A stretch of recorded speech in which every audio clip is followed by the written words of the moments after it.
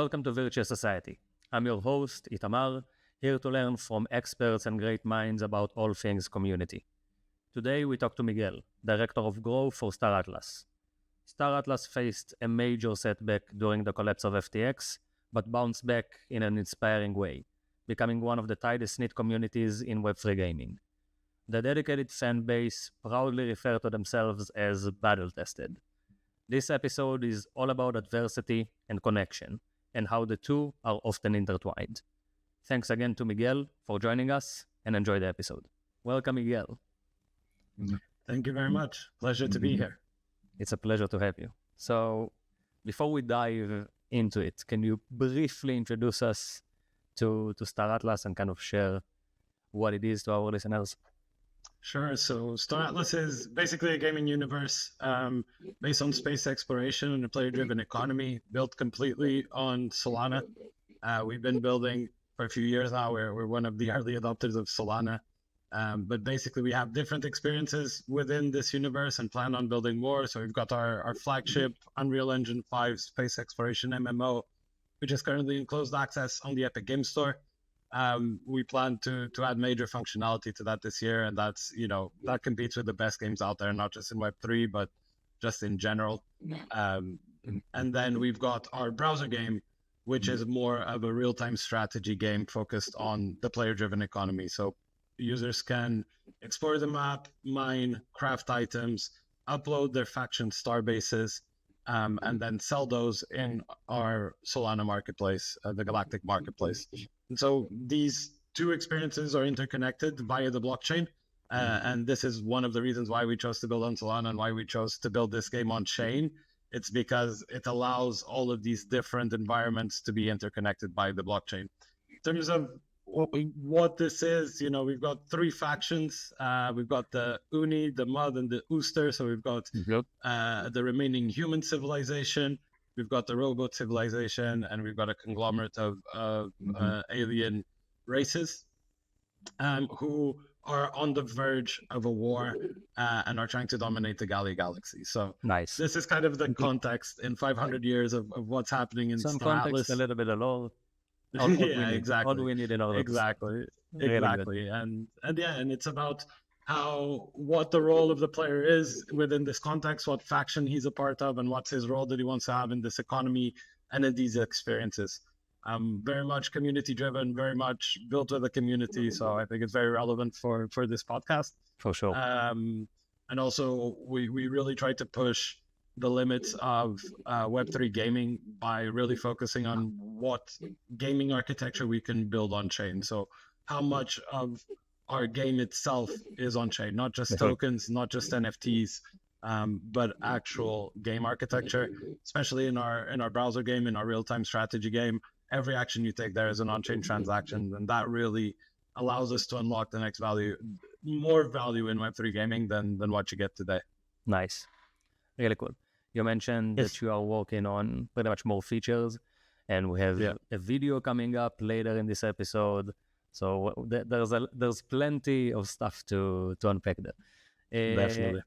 So I want to dive pretty much straight into it. I think it's no secret Star Atlas faced significant challenges over the past 2 years, which from an outside view it was really impressive to see how you just overcame everything and anything, really, because people wrote you off and you're still here and you're still strong. And I think the community aspect of it is amazing, because I think Star Atlas is one of I would say the closest communities in Web3 gaming for sure. And I think all of those challenges kind of play into it. So I wanted to first and foremost kind of ask you, from your perspective, what was the biggest challenge you faced during this period? Yeah, I mean, it's not a secret. The biggest challenge we faced was right after the FTX collapse. We had funds on the exchange. We were very open with our community about it. We immediately disclosed what the implications were, and I think that was very important. But it affected our treasury. It affected our runway. We were on track. We were in development. We had our roadmap planned. We had our priorities planned. We had everything. We were going. We were on the brink of some major releases, and then suddenly our runway is cut significantly short. And so, obviously we had to make changes because of that. It affected the morale, it affected the team. But I think, at the end we came out stronger. We had to survive. And we're only here because of the community. I mean, there's no way around it. One of the many things that we did was reach out to our community, explain the situation, and also start a sales campaign of assets that would only have utility, quite a bit further down the line. And because of our relationship with the community, because of the involvement that the community has in the game, that was well received by the community, and that allowed us to extend our treasury to improve that situation into the point where we are today, where we're an ongoing company, and we're very confident that we can deliver everything that we've put ourselves out to. And so without the community, that would have been very, very difficult. Also because if you go through a moment like that and the community abandons you, the morale goes even lower, right? So having these people behind you, having all of these people who are so involved and want to see this succeed as much as you do, it's okay. They participate in a sales campaign. That's fantastic. That helps us financially. But it's also, this belief in what you're building as a project, and this belief, and it's the confirmation that you are building this for the community. The community is just as involved as you are. So it was definitely one of the biggest aspects of our recovery was our community, if not the biggest. And it allows us to continue to focus on making good and fun experiences while creating a new paradigm in gaming. So definitely the FTX, but the response after that also made us a lot stronger. Nice. So I want to kind of unpack it a little bit more. When something of that significance happens, and you're obviously like putting the message out there to the community, what was the initial response, and how did you see it kind of affect the community in terms of, I would say, deepening the connections between those who stayed? Because obviously some people left. Like that's obviously a given. Yes. I mean, yes. People who stayed, I feel it was a shakeout for you guys that in the long run was probably beneficial, which is crazy to even think about. But it feels like the people who stay there and like during that like very significant challenge are really tied down to both the team and the project now. So yeah, they really. But we've got a role on Discord called Battle Tested, which is the people who were around at that time, right? So it's the people who stayed around and then were active after, right? So yeah, we definitely look at it and really value those members. We value every member, but we really value those members because it is, as you say, a lot of people wrote us off. We didn't. We understood the capabilities. We understood what we needed to do, and we communicated that with the community. We were very transparent. We got together. We kind of defined the strategy, and as soon as we had it, we shared it with the community. And the ones who interact the most with us, who maybe listen to more of what we say in public forums like Twitter Spaces, like interviews to our CEO, like anything else, who are in our Discord, who are chatting directly to our team, who are in our foundation room, they were more likely to understand what we were doing and to understand that we had already hit a point where Star Atlas probably wouldn't disappear. It could change a lot, but it probably wouldn't disappear. And so it's because you have that openness, because you share that roadmap, because you share the strategies, that they stay. But of course, there was a lot of dissenting views. There were a lot of people who are unhappy about different things. obviously. In a situation like that, obviously, a lot of people are left, lose money and are left in unpleasant situations. So we also understand them. I mean, there's nothing there. We thank the people who stayed, but we can't, not like the people who didn't stay. They're also in a tough situation, right? So, I'm sure. But it was really about listening to the community, listening to their input. We put out the strategy. We say, hey, this is what we're thinking. They gave us feedback on that strategy, right? They told us, hey, we're thinking this, we're thinking that. There's some champions in the community who really know more than the rest of the community, who are very involved and who share their views very openly and whose views we respect. and take into account. So, all of that helped it so that then also if you convince part of the community, that the community itself also convinces itself. There's this kind of feedback loop inside the community of people understanding and giving their own reasoning as to why other people should go, that is independent from us, who obviously are biased and want to do it, right? So that's super important to win hearts and minds, I think. For sure.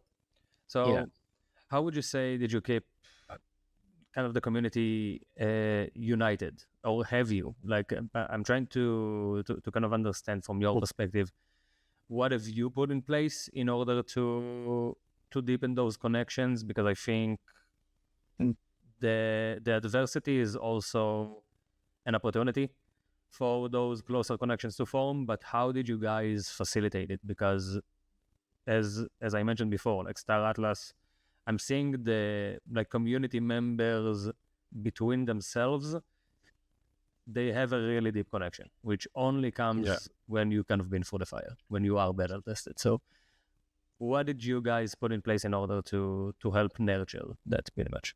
Yeah, I think there's a number of things here. I mean, first and foremost, it's just involving them and being 100% transparent, as I said before. I also have to give a shout out to our community team here, which really went through the trenches in these past couple of years. I can only Santi, imagine. Dom, and Jose, having a good community, especially for a project that's a game, is critical. Everybody wants to see things in their own way. They're very involved. They're very passionate. And it's not like you can exchange this game for another one directly in the same way that you can maybe go from one DEX to another or from one DeFi protocol to another. Right, there's a lot more passion and identification with your project, and so people are also more vocal about their opinions and in the trenches all the time. I think, again, there's a few things here. Even before this happened, we had promoted the creation of what we call decentralized autonomous corporations, and we'd actually had the first COPA, Council of Peace Assembly, which was a competition between these decentralized autonomous corporations, or DACs, as we call them, before. So before this whole FTX situation and the whole bear market, right? And so what that does is it incentivizes people it's basically gaming guilds. And we now have a platform where people can register to be part of a gaming guild on chain, which is another thing which is very cool, right? But the fact that we started that work before meant that there are already structures formed within the community that create those bonds and create those identifications and give you a place within Star Atlas, which isn't just you alone in the Star Atlas universe. You are part of, any, I don't want to mention specific DACs here, but you're a member of a community within a community, and they share, what their objectives are. They want to be the people who provide data. They want to build ships. They want to do combat. They want to do exploring. And you can really identify in a community within a community. And so that creates kind of these structures where, again, people are creating their own opinions with people that they trust and that they came out of. We made the communication plan specifically for that situation as well. So we had a town hall immediately after, a very frank town hall with our CEO, with Mike Wagner, our CEO, the community team. We explained what the implications were for our roadmap and how the overall vision wasn't impacted, how we were going to focus and get there. And then, and we also made sure that whatever we were presenting to them there was, in our opinion, a very good value for them, as a thank you almost for supporting us and to keep going through this, right? And then at some point it was putting out product. It was putting our money where our mouth was. For sure. Look, we said we'd do it, here it is. And our velocity has accelerated a lot in the past year. It really has. Our amount of releases and the increase that you have in every release, and not just the fact that we're releasing, but the fact that when we talk about something, we then do what we're talking about, which doesn't always happen, especially in a bull market. You can say, oh, we're going to do this, and then it doesn't happen because this, and so So it was about committing to what we're saying and putting out more. And I think that once the community started seeing, oh, well, no, the work is still going on, right?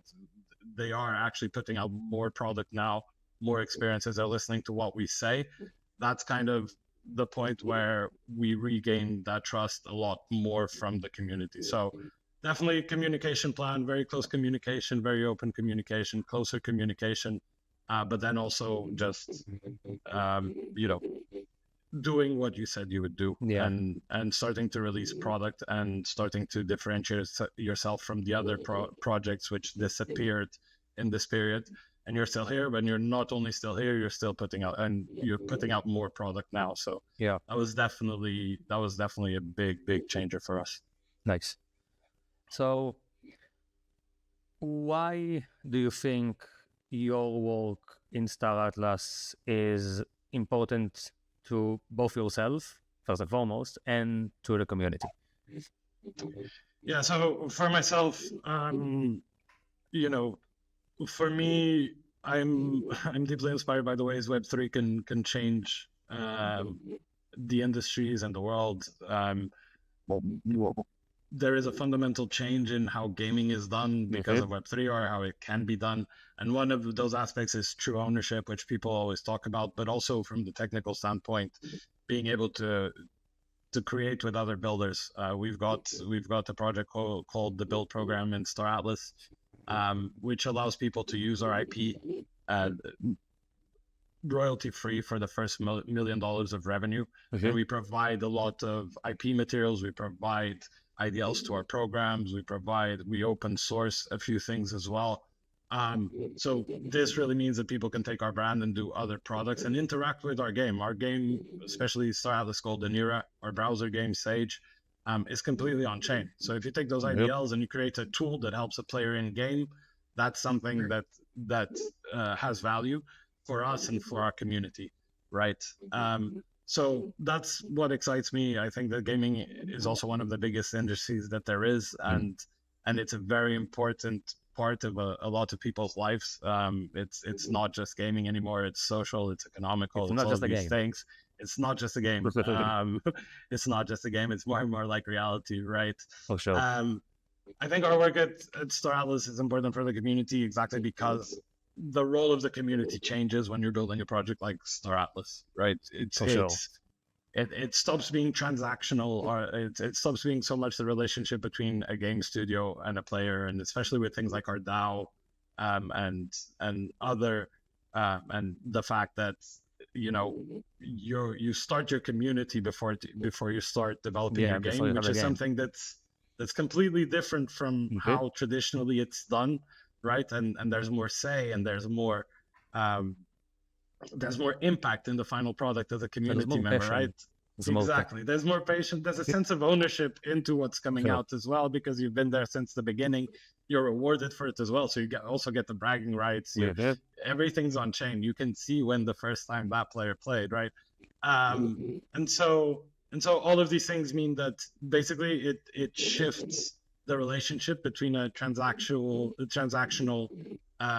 commercial relationship between game studio and player, and kind of shares this value in a fairer way, and also rewards the players who are there for longer, who put more time, who are better players, and who have a positive impact in the whole ecosystem. So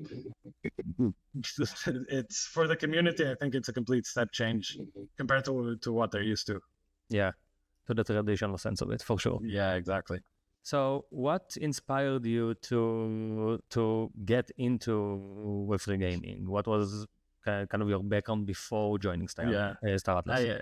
I used to game for fun, and now I game for work. So that's always a always a good motivator, right? That's do what you love, and you won't work a day in your life. But basically, I come from a very traditional way. I worked in management consulting. I've got an MBA. I worked in management consulting for about 4 years. Then I went into medical cannabis in Europe, working for a pharma company, doing the strategy for Europe in a pharmaceutical company. And then, I started delving more and more into Web3, and I quit my job because I wanted to be in Web3. And then eventually I got into Star Atlas because, the reason why I left management consulting for medical cannabis is a bit similar to why I left medical cannabis for Web3. It's about what can be improved in the way we do things today, right? What are the problems that we can solve? And so I was inspired to solve or to implement ways in which Web3 can really disrupt industries. And I think that gaming was the perfect area for that. I think that, it's a very, very big industry. It's one of the biggest. It's bigger than Hollywood and a bunch of other industries combined. And it's becoming more and more social, but somehow people put hours and hours and hours into this, and they're just a number on the screen. They're just another user. They're just a revenue number.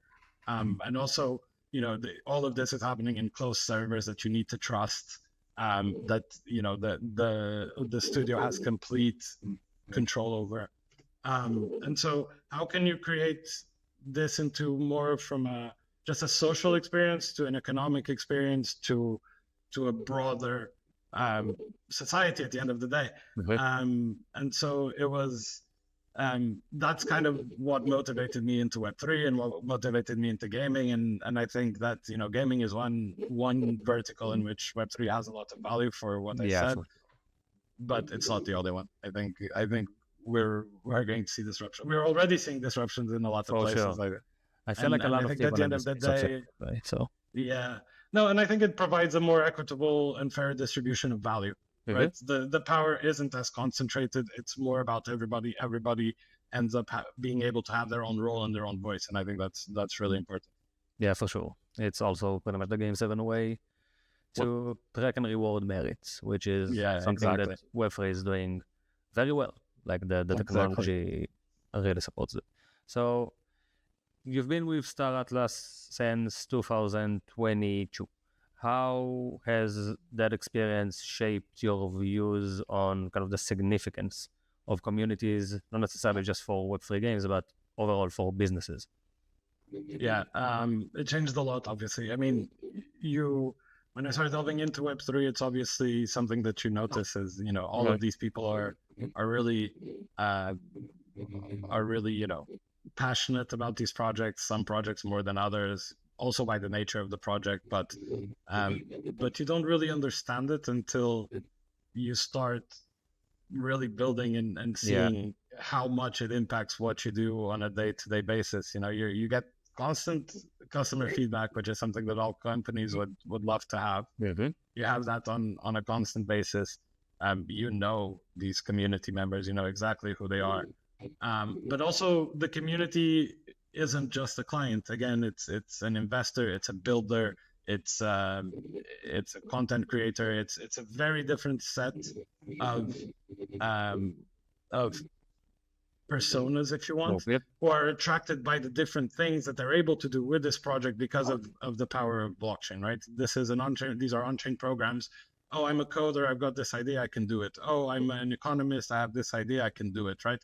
There's these different kind of personas that are attracted to you for different reasons, and they add value not just by buying a ship off you, but by buying an experience that other people will use to then interact with your game, right? By knowing more about the lore than maybe I do. I'm sure there are community members there that know every single thing that has been written about the lore in a way that maybe even I don't know, right?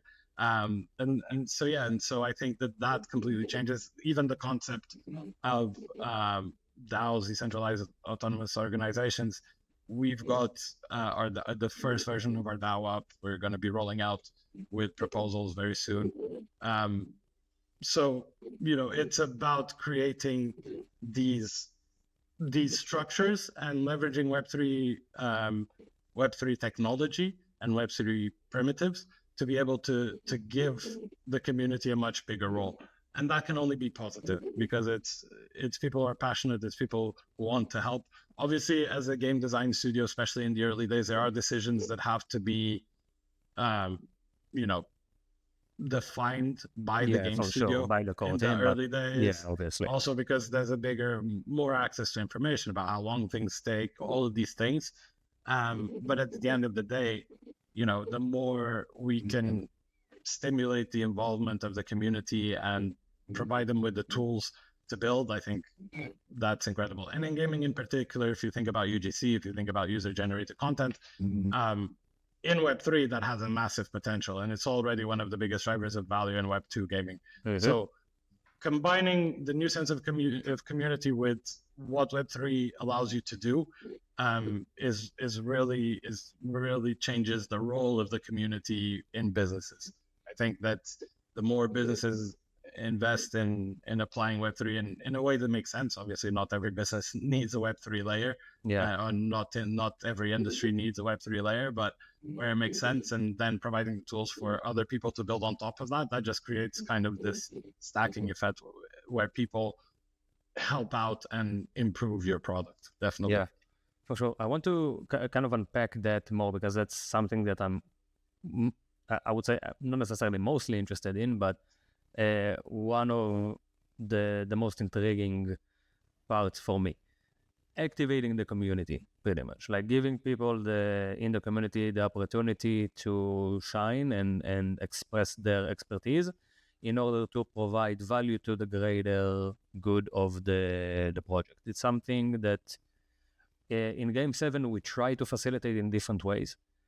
First off, by pretty much giving the community full agency. Hey, what do you guys propose? They can propose it. The community can vote on it. We provide pretty much the resources for it, and let's go. And trying the other way around, pretty much giving visibility to what is needed in order to support our next steps, and then finding someone who fits that criteria. And I would say now we're kind of in a place where we know what the challenges are. We are sharing them with, not necessarily, we're sharing them with the greater community, but we're also trying to identify the people who could lead it in advance.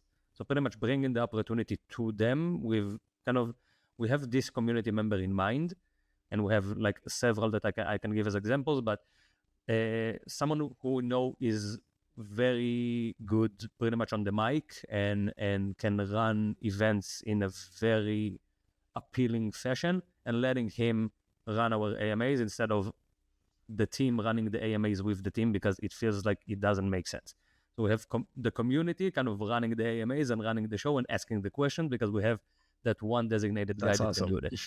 That's very cool. It took us a while, but we're lucky enough to have no autopilot. Thank you very much if you're tuning in. That's we love you. We love you very much. So we found that to kind of work the best thus far, but we haven't experimented enough, I would say. So how do you guys manage to kind of activate the community in such a way? How are you thinking about it? Yeah, I mean, again, communication is first and foremost. We have a weekly Atlas brew within our Discord. A lot of projects do like Twitter Spaces and check it out to things. Find the code for the Game 7. Yeah, exactly. Join our brews on Wednesdays to get the code for the Game 7 campaign. I think that's a very big point, especially with our core community, which makes an effort to be there every week to really go deep into Star Atlas. Like our core members will either be there, or they will get the download from somebody who was there every week, right? There's people who create content on that, and that really deep dives. We do different things there. It's different topics every week. Sometimes it's the economy, sometimes it's game design, sometimes it's lore. Those are usually the three major categories. And so people also go to the ones that more interest them. If they prefer talking about the economy and looking at numbers and things like that, they go to that. And we get our team members to kind of come in when it makes sense as well. So we'll have our head of the economy team, we'll have our game design, we'll have our head of our writer, Jose, also on. So there's a lot of that. I also think that we do what we can to celebrate the community and the content creators in our community. COPA, so the Council of Peace Assembly, is a yearly, so far it's been yearly competition between guilds Really good. where you can do different things. And before, the first one was about what are your plans for the future of Star Atlas, right? What are you trying to do? In the second one, we already had all this on-chain data. We had players linked because we created this guild platform, that platform where users were connected to the guild. So we've got a lot of data on how they do, but we could already, because there was more gameplay, because the community was bigger and more developed, that meant that we could do a lot more categories. And another thing that we did, for example, there was in relation to the build program that I mentioned earlier, where people can use our IP, is we had advertisements from those projects that did the build program. So we've got advertisements from projects using Star Atlas IP from the community, people who are selling coffee, people are selling t-shirts, people are selling 3D prints of our ships, all of these things, right? They have advertising space within this event. So then, it becomes even bigger, and it's about the community, and the Joni Awards as well. So this is definitely super important, like recognizing who the people who are working in the community, and also just giving a space for people to see that, hey, look, it's not just me that I'm really interested. Everybody else is also super invested in this, right? So that was great. Then, consistency is key as well. Weekly brews. We've been doing weekly brews for a long time. Yeah, you can't miss. You can't take a day off. Really, you have to be there when there's an issue. The support is critical as well, right? People are having issues in your game. They've got assets stuck. That's real money. That's real. They can't play. Indeed. They can't do. So yeah. And then the final one I would say is just a deep lore and immersion. I think that's super important because that helps people identify with it and kind of, create their identity and get lost in a way, or deep dive into what Star Atlas is and what it means to them. So in the art of it. Yeah, exactly. For sure. I mean, if you can think of yourself as like an alien from this race who's a racer and does this and this ship, and I think that really helps materialize what people want to achieve within Star Atlas, and that helps a lot. Nice. Really good. Yeah. So I think we pretty much went over a lot of, let's say, effective strategies that you kind of used in order to engage users and community members within just the entire Star Atlas ecosystem. Is there anything else that you think we should mention here that you didn't already? I mean, I think that at the end of the day, the community is your most important asset, at least in our case, right? So treat it as that, and you can't take all the feedback, but you can be a platform. You can create the platform for people to be able to provide that feedback, and you can improve from it as well. So it's also them that defend you. It's also them that spread the gospel. It's exactly. It's your biggest asset, so protect it as well. Yeah. They will be the first to protect it, but they will also be the first to tell you where you're fucking up. Yeah, so. Exactly. Yeah, we know that for sure. That's for sure. So, as I kind of mentioned, like the Star Atlas from like an outside view is one of the most united communities in Web3. How do you think that connection was built? Like how that sense of like real deep connection was built in Star Atlas specifically? Yeah, I think our project started with lore, right? One of the first sale was these posters, which have a bit of history, a bit of lore, explaining what the Convergence War was, explaining what the Council of Peace was. So this is a series of posters which have kind of all this story behind it. So for us, it's a lot about lore and getting people to identify with it. And then the second part of it is like the innovation side of it. So we've got the lore and we've got the innovation. We want to do a great game with a great story, but we also want to change the way in which gaming is made. And one of the criticisms we get is that sometimes one of the criticisms we most get is we want to do everything and we're very ambitious. We are ambitious. There's no way around that. But I think that's also why the community likes it, is because that differentiates you from the rest. So I think it's understanding what is that thing that attracts your users, what is that thing? Why are they there? What are the different people that you have, and why are they there, and why will they continue to trust you? So definitely, I think for us it was those things. Nice, amazing. So I think that's that's a good time to talk about it. We have some new interesting footage of what you guys have lined up. So I think I'll let Jen just pull it up now, so we can watch it together, and then quickly go over it.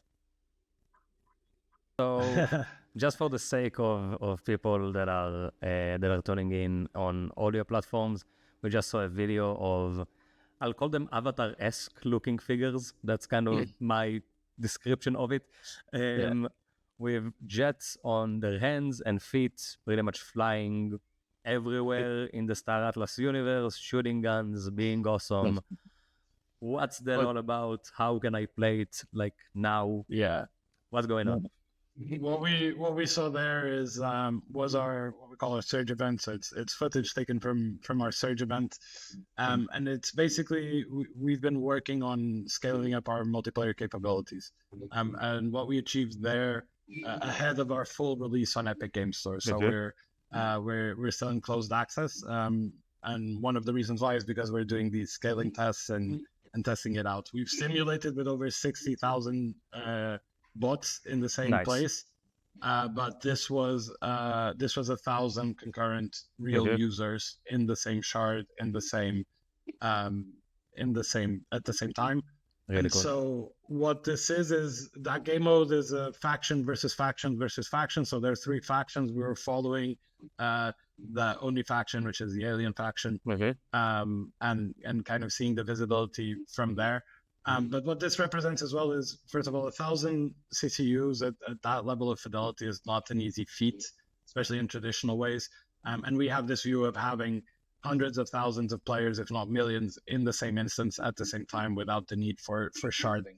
And to that end, we've partnered with Metagravity. And examples like these are kind of us on the roadmap towards achieving that. It was a fun day. It was a fun day for the community. Everybody loved it. Like it was the first time we had something that big, right? So everybody had a great time. And to play it now, I mean, to get it, it's closed access on Epic Games Store. The best way is to join our Discord and kind of understand a bit how the game works, and you'll and gain access through the Discord. Is all I'd say about that. But but it's getting there for sure. Really cool. Really, really cool. So let's bring it back a little bit. So if you're reflecting on your career, not just in Web3 gaming, not necessarily just in marketing, but in community building overall, from different communities, could be like personal communities as well, not necessarily just business ones. What would you say are some of the key lessons that you have learned? Yeah, I mean, especially from our experiences at Star Atlas, which I think are the most relevant because the community is such a big part of it, right? But expectation setting is crucial. There's no way around it. Your community will be, keeping track of what you're saying and what you're doing. So set those expectations at the right level. Understand who your players are, why they're there, and understand when that changes as well, and when you should push for that to change. For example, we've got a game in early access, and we've got a browser game, which we've announced we're moving to Unreal Engine 5 as well. So both of these games aren't in their final state. Does it really make sense for us to go and make a big push for Web2 gamers now before the game is done? No, and that might pollute your community. So also think about how you keep your community, how the members of the community are the ones which are fit for the product that you have at that stage, right? So think about that. Think about your community, protect your community, especially when it comes to partnerships and things like that. Be careful who you partner with. For sure. That's a good one. Set expectations and deliver on those expectations. But delivering product for us has been when the community has been happiest. So more than airdrops, more than other stuff. That's what the community wants is product. So definitely focus on getting on delivering what you promised, basically. Okay, nice. I'm pretty sure we will fix it in the editing because I lost you for a minute there. Oh, sorry. Just a minute, no worries. It's all good. So I wanted to kind of continue on with let's say the same the same wave and ask, what do you think or what do you expect to see in terms of trends and developments in let's say just Web3 communities? Like, how do you see the future unfolds? Yeah, I mean, how do I, the trends, one of the trends that I see the most, especially in gaming, is the maturing of the games themselves, and that really affects the audience that you're going to bring. For Right, sure. as games become better, as games start to break that taboo that exists between Web2 and Web3 gaming, your community is going to change from a Web3 community to a bit of a mix, and so you need to accompany the change of your community as well. You need to be prepared for that. I think that's very, very important. I think in general in Web3, the increase in not only DAOs, but what DAOs can do. Because right now we've got DAOs and they exist, but we're still figuring out governance mechanisms. We're still It's figuring very out, difficult. these are difficult questions, but I think that as we mature as an industry, you're also changing the way in which communities can work with the DAO, and that will have its own set of opportunities and challenges, right? And you've got, and as this changes, as the value proposition changes, your mix in your community will reduce from speculators to have more users. The speculators, I don't think will ever go away, but as you add functionality, you add ways in which people can be involved, you will capture more users rather than speculators or traders, right? So that, again, that's probably a good one for projects, to be completely honest, because then you focus on product and you're not focusing on price and all these different things. Focus on developing, right? And then the other one is, it's a bit the result of all of this, but right now, the communities that you have they have some differences within them, but they're pretty homogenous. So as you increase kind of the users that you're attracting, you're going to have a more different community. And as you increase, the partnerships and the products that are building on top of yours, that creates new audiences as well. And you're attracting Web2 gamers, that attracts a different audience as well. And so you start having all of this diversity of people with different interests, with different objectives, and you need to be able to accompany that change and accompany that growth. That's amazing. Okay, perfect. So I'm looking on my notes, and I have 15 questions that I haven't asked, which we expected it to happen. That means that we will have to bring you back for another episode. That's anytime. Sorry, we have to. Anytime. So this conversation was truly a pleasure. I feel like I learned a lot. We got some alpha, which is also cool. Not the first time on Virtual Society that we're getting some alpha, so we popped the cherry there.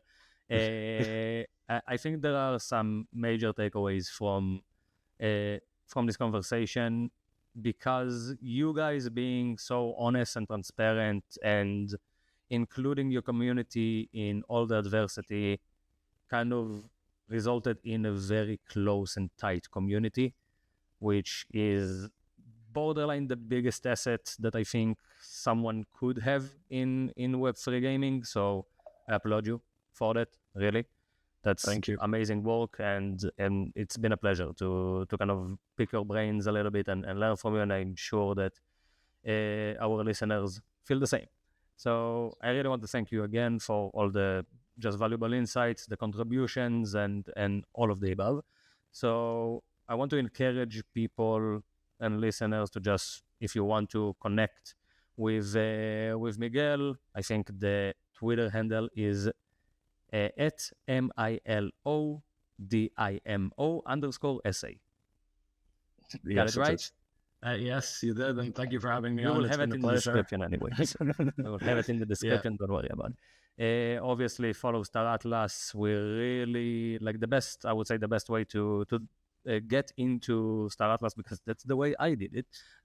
Go into the Game 7 portal, start the quest line for Star Atlas. You will get kind of introduced to the concept of the game. You will get introduced to the community, to the different social media channels, and you can start exploring that from there.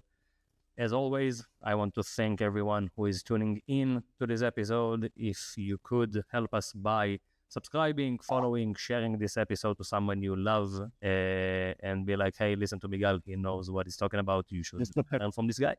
We will greatly appreciate you, because that helps the show just keeps getting better and better.